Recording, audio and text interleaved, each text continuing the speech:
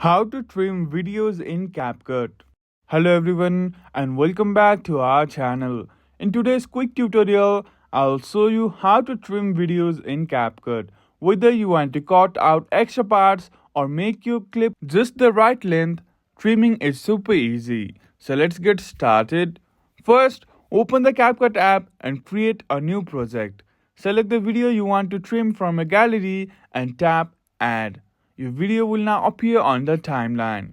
To trim your video, tap on the clip on the timeline to select it. You'll see white handles at the beginning and end of the clip. Simply drag these handles inward to cut out the parts you don't want. The left handle trims from the start and the right handles trim from the end. If you need more precision, zoom in on the timeline by pinching out with two fingers. This gives you a better control for trimming exactly where you want. Once you're happy with the trim, hit the play button to preview your changes. If everything looks good, tap export to save your video. And that's it. Trimming videos in CapCut is super easy. Now your clips are ready for the next steps in your editing. If you found this video helpful, please give this video a thumbs up and subscribe to our channel. Thank you for watching and we will see you again in the next video.